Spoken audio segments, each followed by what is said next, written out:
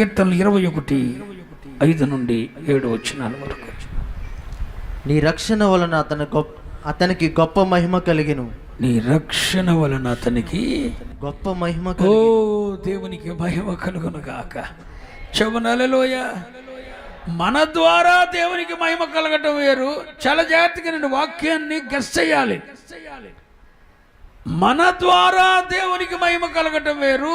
నువ్వు ఆయన యందు ప్రగాఢమైన నమ్మకం ఉంచి ఆయనకు అన్ని విషయాల్లో నువ్వు నమ్మకం ఉంటే, నీవు నమ్మకం ఉంటే, నమ్మకస్తురాలవై ఉంటే ఆయన రక్షణ వలన నీకు గొప్ప మహిమ కలగబోతుంది.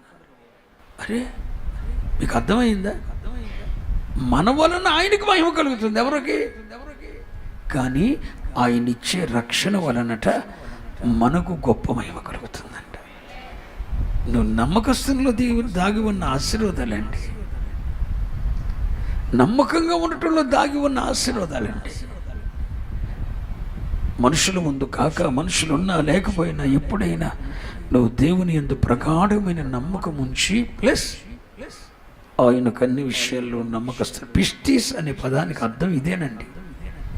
ఆనోకు గురించి రాయబడిన మాట, అతడు పిస్టీస్ అంటే, అందుకే దేవుడు అతని గురించి సాక్ష్యం ఇచ్చాడు. దేవుని యందు ప్రగాఢమైన నమ్మకం ఉంచటమే కాదు, ఆ దేవునికి అన్ని విషయాల్లో ఆనోకు చెప్పాలి విశ్వాసిత కలిగి ఉన్నాడు, నమ్మకస్తుడై ఉన్నాడు కనుక అతడు కొనిపోబడక మునుపు దేవుడు అతని గూర్చి దేవునికి ఇష్టడై ఉండేనని సాక్ష్యం ఇచ్చాడు.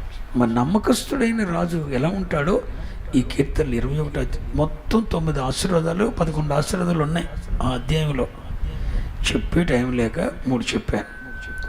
ఆ రాజు కూడా ఎవరు? దేవుని యందు నమ్మిక ఉంచినవాడు, దేవునికి నమ్మకస్తుడైన వాడు. దేవుడు అతని మనోభీష్టాన్ని సఫలం చేశాడు. శ్రేయస్కరమైన ఆశీర్వాదాలతో దేవుడు అతన్ని ఎదుర్కొన్నాడు. 3 దేవుని రక్షణ వలన అతనికి గొప్ప మహిమ కలిగింది. పాత నిబంధన గ్రంథంలో నా మహిమను నేను ఎవరికి ఇచ్చివాడను కాను అన్నాడు. కానీ క్రొత్త నిబంధన గ్రంథంలో నా మహిమను వారికి ఇచ్చుటకు సువార్త వలన నేను వారిని పిలిచాను అంటాడు. దేవుడు తన మహిమను తన రక్తం ద్వారా కడగబడిన వారికి ఇవ్వాలనుకుంటున్నాడండి. నేను గణపరచాలనుకుంటున్నాడు, సమాజంలో నేను గొప్ప చేయాలనుకుంటున్నాడు. నేను అనాథగా విడిచిపెట్టాడండి. హలో, మిమ్మల్ని అనాథలుగా విడిచిపెట్టే దేవుడు కాదు. నడి సముద్రంలో తీసుకొని వెళ్ళి నిలబడు అన్నాడు కాదు. నడి సముద్రంలో నువ్వు మునిగిపోతుంటే నీ చేయి పట్టుకొని లేవనెత్తి ఆ నీళ్ళ మీద నిలబెట్టగలిగిన వాడు. స్తోత్ర. మునిగిపోతుంటే స్వర్గం చూస్తూ ఉండేవాడు కాదు.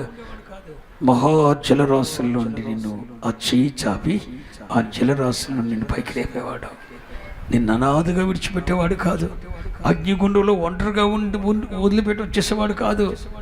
సింహంలో ఉండు అని పక్కకు వచ్చేసేవాడు కాదు. నువ్వు అగ్నిగుండంలో ఉంటే నీ ప్రక్కన ఉంటాడు. సింహం మధ్య ఉంటే ఆయుని యూదాగోత్రపు సింహమై మిగిలిన సింహాలను మోపించేస్తాడు. నీవెక్కడుంటే అక్కడ నీ పక్కన ఉండేవాడు, నిన్ను అనాథగా విడిచిపెట్టని వాడు. నేను ప్రకటిస్తున్న ప్రభువైన యేసుక్రీస్తు నేను గొప్ప చేయాలనుకుంటున్నాడు. నమ్మండి, నేను గొప్ప చేయాలనుకున్నాడు. బిడ్డ, ఎంబీబీఎస్తో నీ ఎడ్యుకేషన్ పూర్తయిపోయింది, నువ్వు ఎందుకు ఆప్ చేసావు? ఎవడు చెప్పాడు? వద్దా, ఇంకొక అడుగు ముందుకే బిడ్డ. దేవుడు నీకు తోడుకుంటాడు. ఇంకాస్తంత ముందుకై నిన్ను దేవుడు సకల జీవాలకు నీడనిచ్చే వృక్షంగా చేయాలనుకుంటున్నాడు. అక్కడితో నువ్వు ఆగిపోవద్దు. నీ ఎడ్యుకేషన్ కంప్లీట్ అయిపోయింది అనుకోవద్దు. బీటెక్లు చేసేసి ఎంటెక్లు చేసి సంకనాగిపోయిందని అనుకోకూడదు. జీవితంలో రోషం కలిగిన వాళ్ళమై ఒక మహావృక్షమై సమస్త జీవాలకు నీడనిచ్చే స్థాయికి రావటానికి మనం ఎదగాలి. అది కదా అబ్రహాము ఆశీర్వాదం. సిలువలో మానవునికి, క్రొత్త నిబంధన సంఘానికి దేవుడిచ్చిన ఆశీర్వాదం ఏంటి? అబ్రహాము పొందిన ఆశీర్వాదం. రెండు కోణాలు. ఒకటి, అబ్రహామును దేవుడు ఆశీర్వదించాడు, అతను గొప్పవాడయ్యాడు. 2, అబ్రహామును దేవుడు ఆశీర్వదించడం వల్ల అతడే ఆశీర్వాదంగా మారిపోయాడు, అనేకులకు ఆశీర్వాదమైపోయాడు. ఈ వాగ్దానం నువ్వెందుకు కనిపించకూడదు? నువ్వు ఆశీర్వదించబడి నువ్వు గొప్పడు అవ్వాలి. అంతేకాదు నీవే అనేకులకు ఆశీర్వాదంగా మార్చబడి సకల జీవాలకు నీడనివ్వగలిగిన మహావృక్షమంత స్థాయికి నువ్వు రావాలి.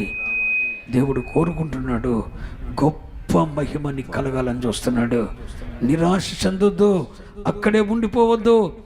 ఓడిపోయానని అనుకోవద్దు, ఓడిపోయానని అనుకోవద్దు. మరొక్కసారి ప్రయత్నం చేయి, మరొక్కసారి అడుగువేయి, ముందుకు వెళ్ళావు. శ్రేయస్కరమైన ఆశీర్వాదాలతో నా దేవుడు నిన్ను ఎదుర్కొనే సమయం వచ్చింది. This is time, your time. ఈ సమయం నీదని ప్రకటిస్తున్నాను. ఈ సమయం నీదని ప్రకటిస్తున్నాను. నీ దేవుడు శ్రేయస్కరమైన ఆశీర్వాదాలతో ఎదుర్కొంటున్నాడు. నువ్వు లే. పడిన చోట ఉండొద్దు, కుంగిపోయిన చోట ఉండొద్దు, ఓడిపోయిన చోట ఆగిపోవద్దు.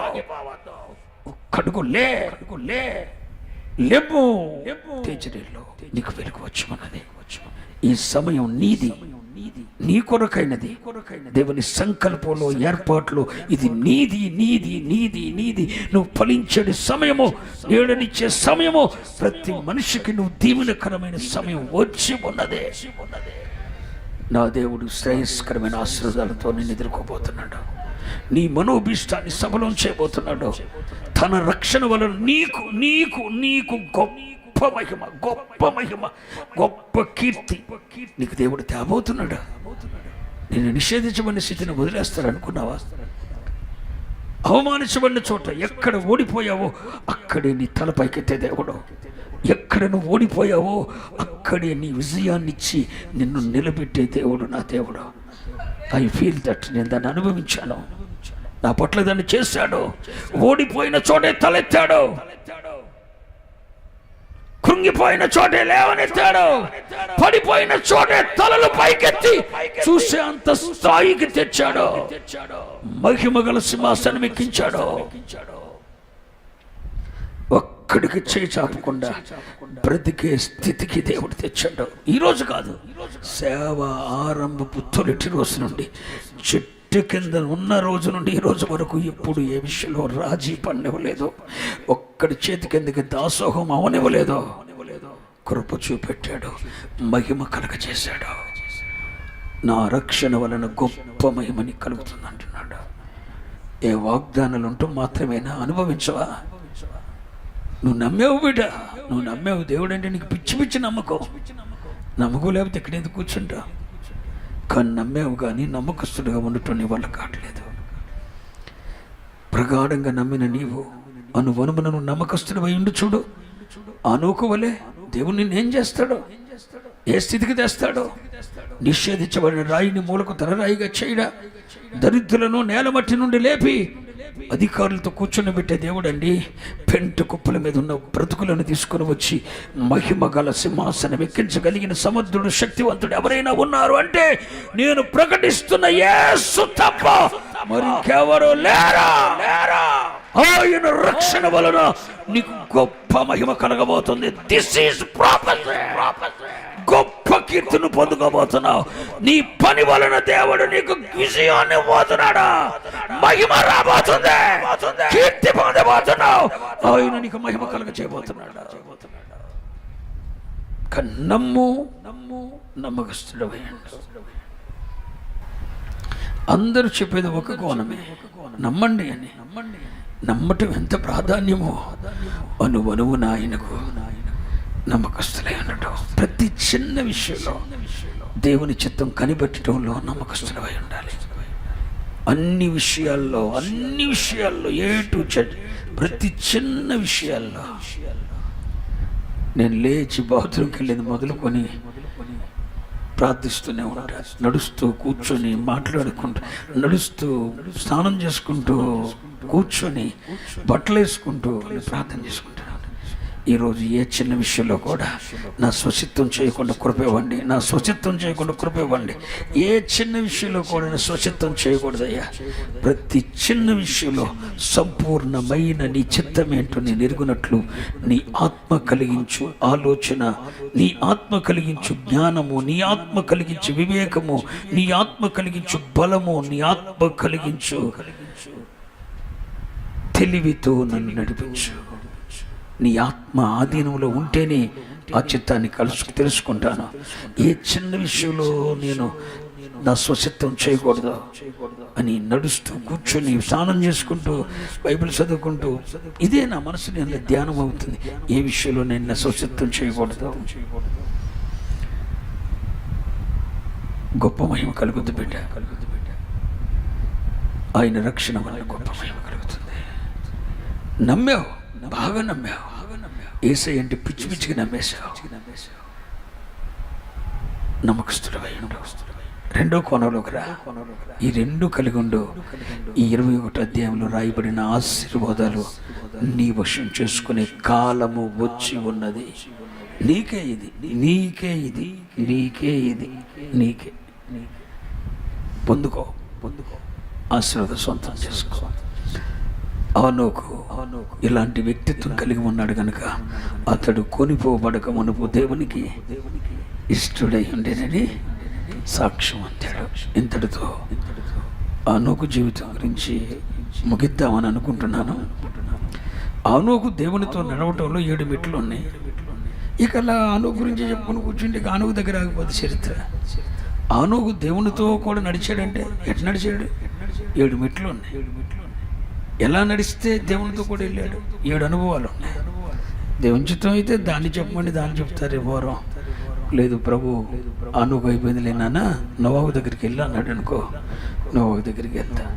వచ్చేవారం మరొకరి జీవితంలో ఉండి మన పాఠాన్ని నేర్చుకోబోతున్నాం. ఈ హెబ్రీ పత్రిక 11వ అధ్యాయంలో ఉన్న విశ్వాస వీరుల ధ్యానాలు మా జీవితానికి ఉపయోగకరం ఉంది అన్న వాళ్ళు 2 చేతులు ఎత్తి యేసయ్యకు స్తోత్రం చెప్పండి. యేసయ్యా స్తోత్రం అని చెప్పండి. యేసయ్యా స్తోత్రం అని చెప్పండి. ఒక మంచి వాగ్దానంతో ఈ నెల మమ్మల్ని నింపారు. స్తోత్రం చెప్పు. ఇది శుభకరమైన మాసం. శ్రేయస్కరమైన ఆశీర్వాదాలతో నేను ఎదుర్కోబోతున్నావు. నోటితో ఒప్పుకో. లేచి నిలబడు. నోటితో ఒప్పుకో. నువ్వు నన్ను శ్రేయస్కరమైన ఆశీర్వాదాలతో ఎదుర్కోబోతున్నావు ప్రభా.